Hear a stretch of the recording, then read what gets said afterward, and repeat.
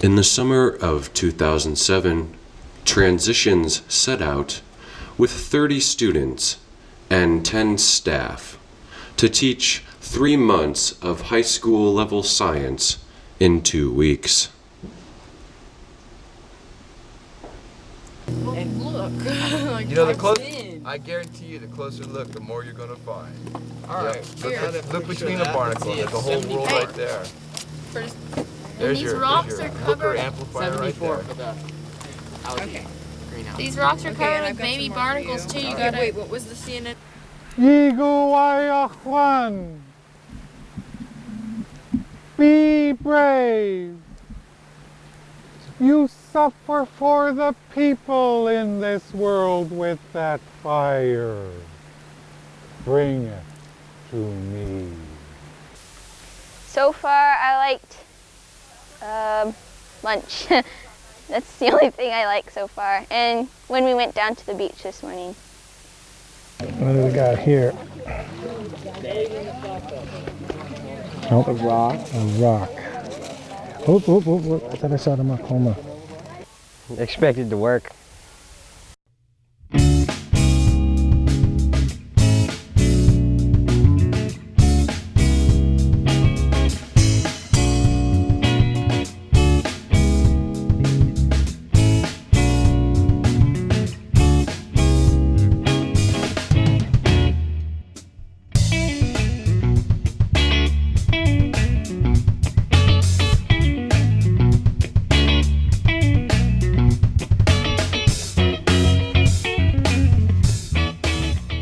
I expected to make new friends, meet new people, and have fun.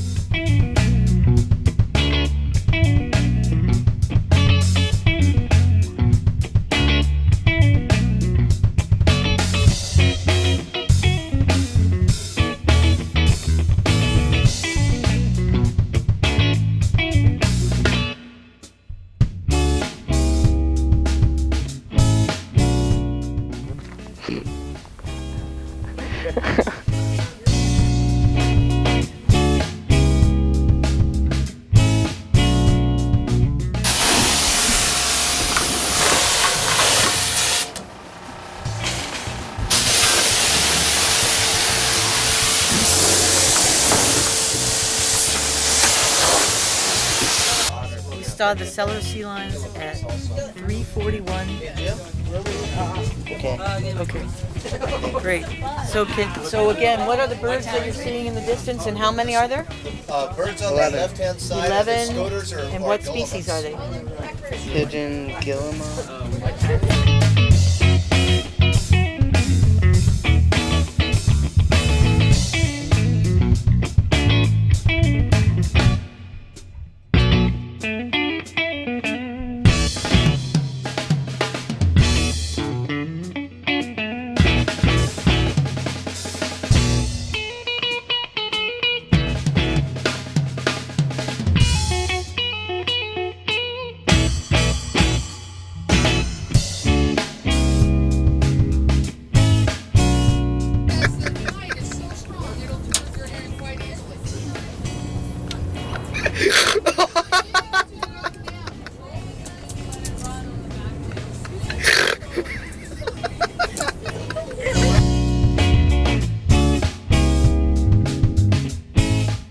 Nobody really listens, Kathleen. Oh yeah.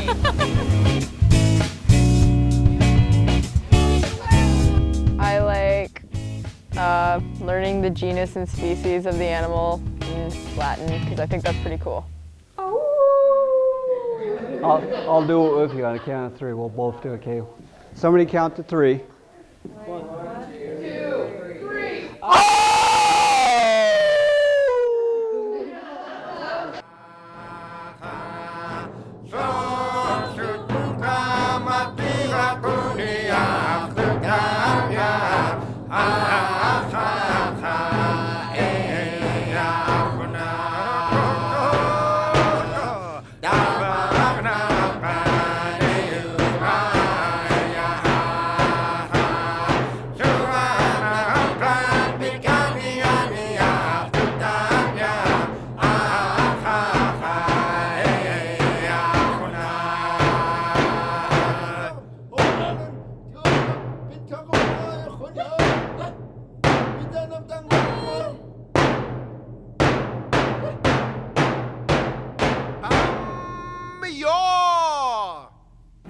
bác na gam ca niu ai ha ha đang bác na gam ca niu ai ha ha dương na gam ca bi ca ni ani ha tan ya ha ha ha ya na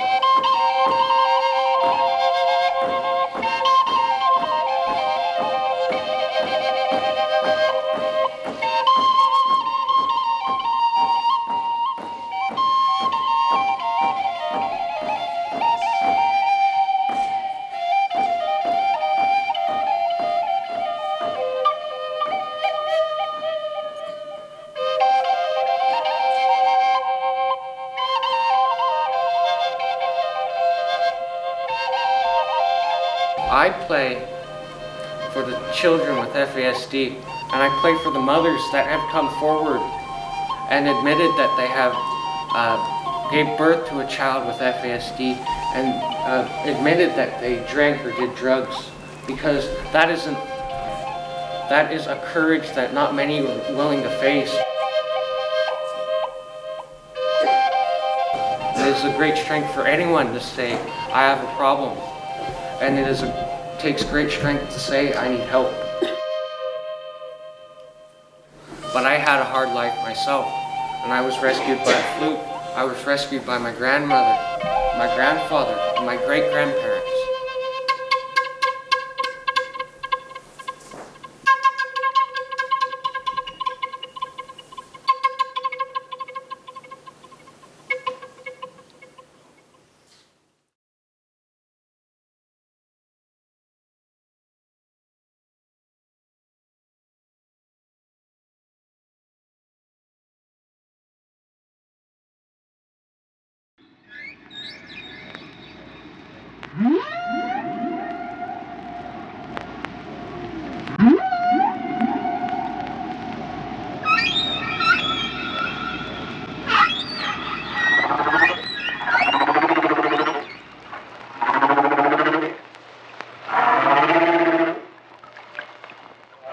In the summer of 2007, Transitions set out with 30 students and 10 staff to teach 3 months of high school level science in 2 weeks.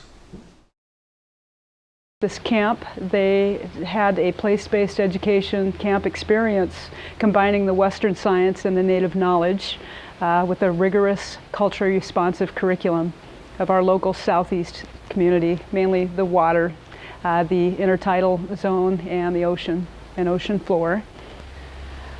Some of the goals of the grant include a professional development piece for staff. It also had a career piece. We had many different science organizations partner and bring in guest speakers. The relationships piece was really a critical part. These students developed a relationship with teachers and with their peers.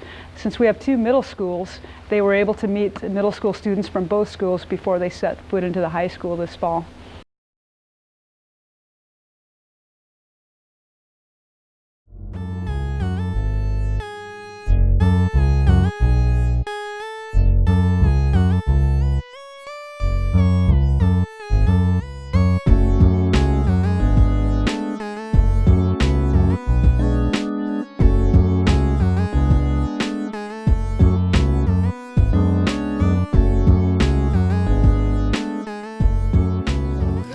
You know, I guarantee you, the closer look, the more you're gonna find. All right. Look between the barnacles. There's a whole world right there. There's These your rocks are hooker covered. amplifier right there. Okay. These rocks are covered with baby barnacles too. You gotta. Wait, what was the CNN?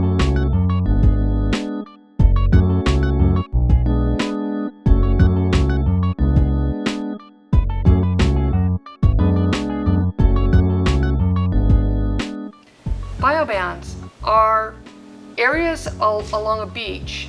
They're actually determined by the species that you find in that area.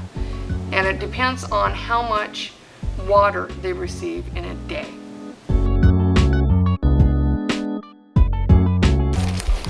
So then you need to write that species down, right? You need to write down the species they found at 40 meters. Well, I guess she's writing it.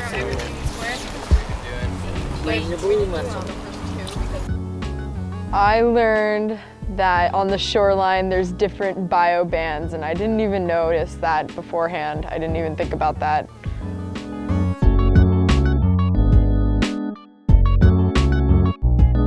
So when you look at the beach, you often see different colors, and those colors correspond to the different species that you're seeing. Like barnacles are brown, and the blue mussels are going to be that dark black, and Varicara is almost like a black tar that's found up at the very top, and then you'll see areas that are like red, and that's from red algae.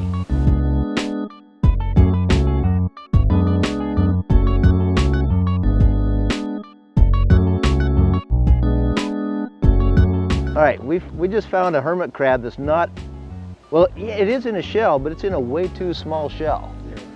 He's going to be looking for another home. Let's put him in the bag though, because this is the top of this bioband, and we want to collect all the critters in this bioband at the very top of this one. And this is our eelgrass bioband, and Stephen, you can see where it ends right here. The green, see how the green grass changes and now becomes brown? Yeah. Where this brown seaweed is, we also have a whole lot more mussels.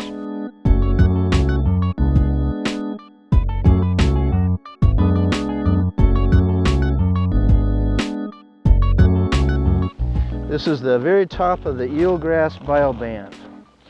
And look for other little live critters that you see, like thank you for spotting that hermit crab. Oh, got him. Good job.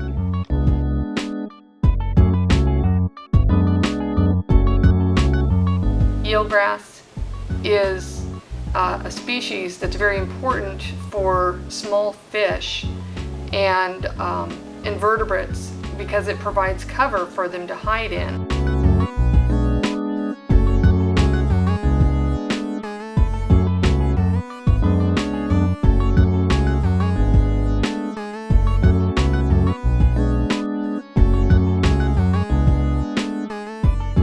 So I wanted to get a half credit so I won't have to worry about all the big projects, and I wanted to make new friends.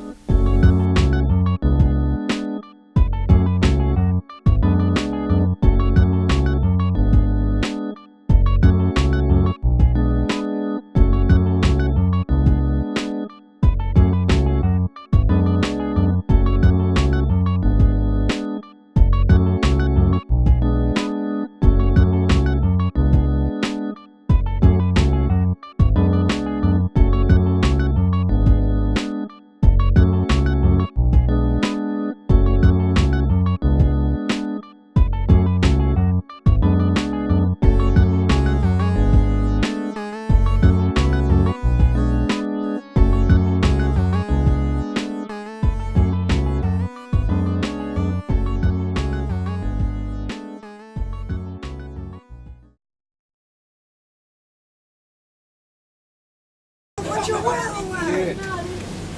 Okay, hold on. Why is that one smaller than that one? Maybe it's the baby. Dude, stop poking me with the whale.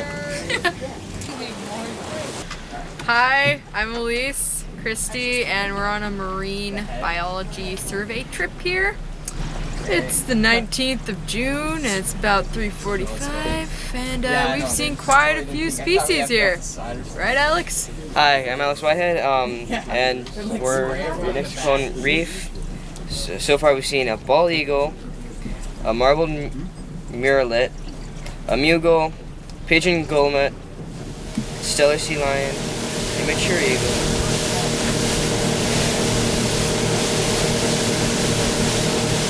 So again, what are the birds that you're seeing in the distance, and how many are there? The birds on the left-hand side 11. of the scoters are And what species are they? Pigeon guillemot.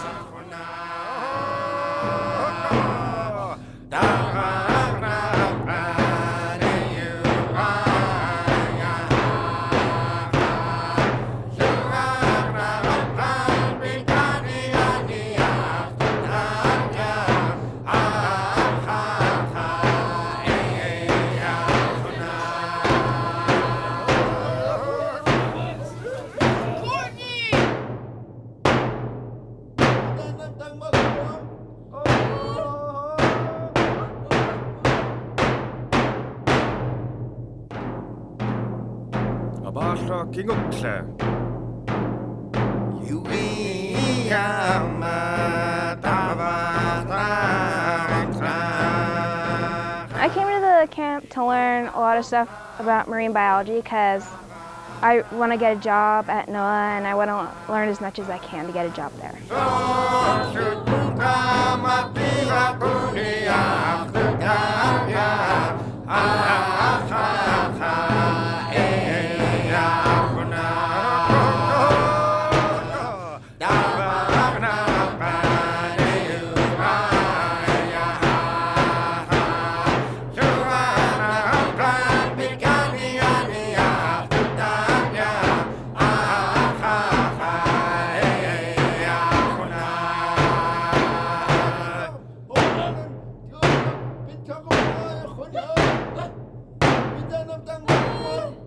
Last year we did about 7 million pounds of fish altogether, about 5 million pounds of salmon, and a little over 1 million pounds of halibut. I was just going to show you a little bit about the area that the fishermen catch the product in.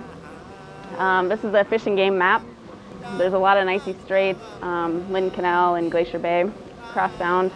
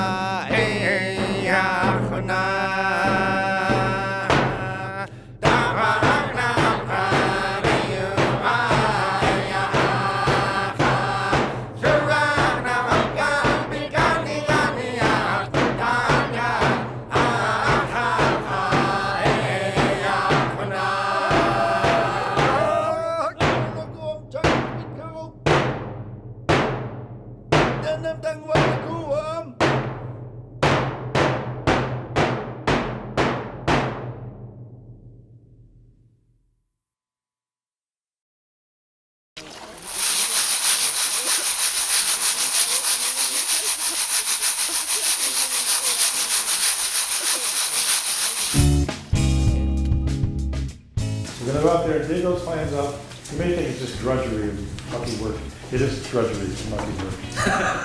Okay? It is. And fortunately, we've got a nice day. You know? Can you imagine being out there in a dead storm and stuff?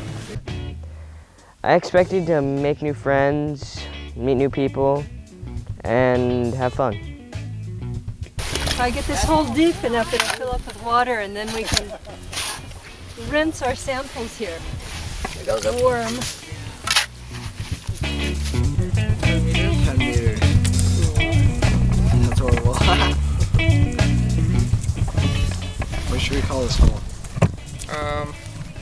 Hole number 1. No, 2. Hole number 2. Oh, that's right. We got that hole over there still. Yeah. Expected to work. So.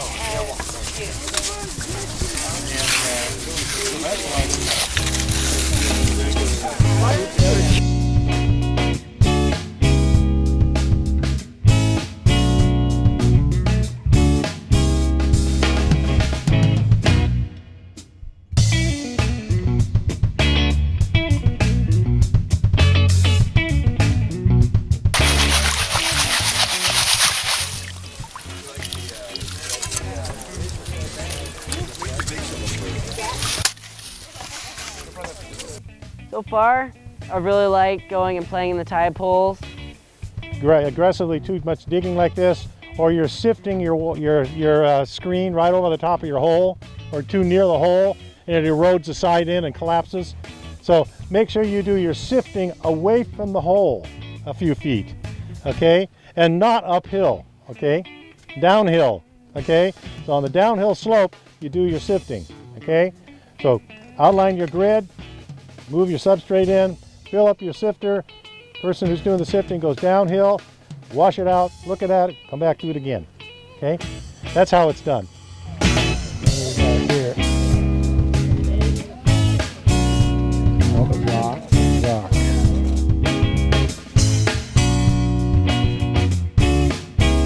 You could move that grid over a foot or 2 feet, and it'll make a difference in how many plants you get. They don't distribute themselves evenly.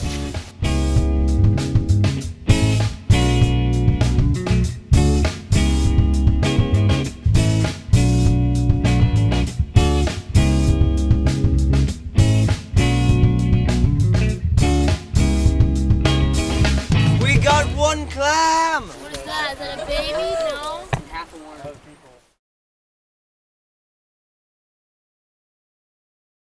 You know, how are pearls formed? Okay, all shellfish have the capacity to raise pearls or form pearls, but some of them are very small. For example, those little blue mussels, the little dark mussels you find on the rocks, they form hundreds of pearls in them. A particle of sand or something will get stuck behind the mantle, between the mantle and the layer of the first layer of the shell of the shellfish. It'll lay in there, so a particle will get stuck in there. They can't get it out. There's no way to get them out. If they get a particle stuck in their body, they can always cough it out, you know, and go out the excrement siphon. But if it gets behind the mantle, they can't do anything about it. It's stuck, okay? So what does it do? It takes, this mantle secretes the nectar around that particle of sand and forms a pearl. Now obviously pearls, if you get a grain of sand back there, it's not going to be perfectly round, is it? So natural pearls is very rare that you get a really good, totally spherical natural pearl. So you can tell if the animal's been feeding or not by the color and the size of the digestive gland. So you can actually do that type of thing. You can actually, believe it or not, measure how much they're feeding, you know, how much development of eggs and sperm there are by extracting those out, dissecting them out and measuring them. You know, there are ways of doing this stuff. And so, you know, dissection is not just looking at stuff. There's generally a reason for it. Got the digestive gland, the gonads are in there, and now the heart. The heart is probably one of the more difficult organs to find. It's a small tube next to the hinge. What I would like you to do is to, we're going to use these things for PSP testing. So I want to collect them all and to put them in a bag somewhere.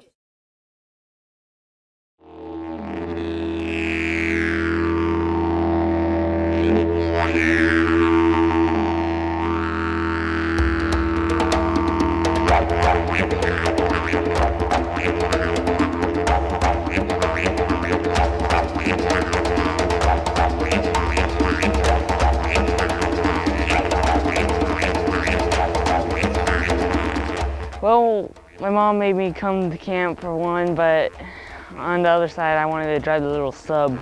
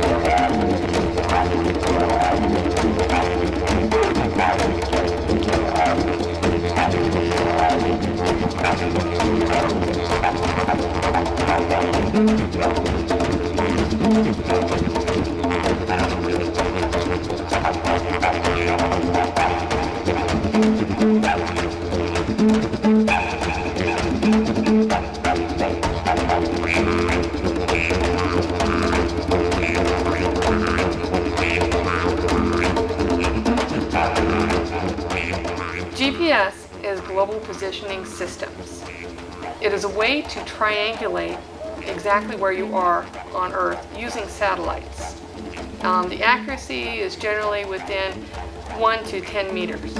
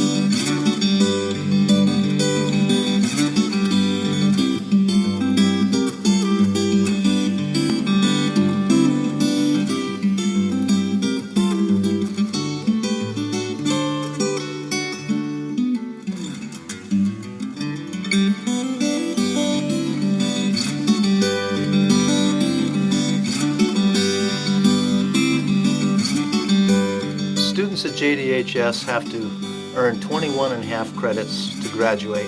With this Marine Science Camp, they've already earned a half a credit. They're already on their way.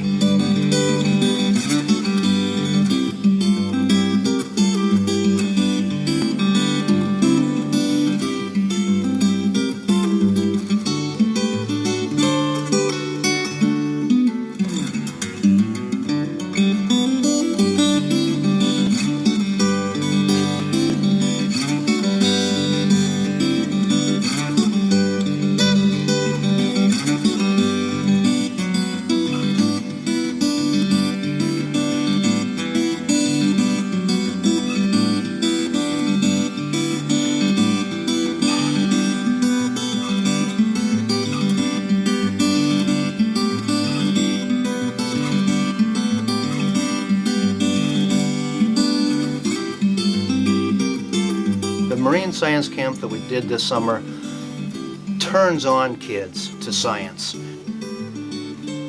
They already have a friend at the high school when they come in the door.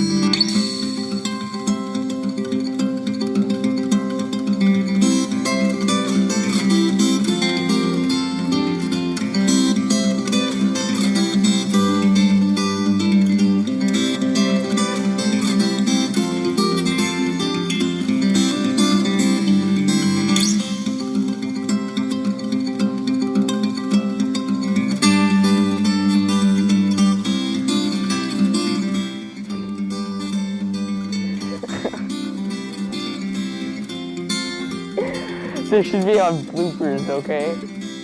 Auk'W roll, Auk'W cove. Time. 4:10. 4:10.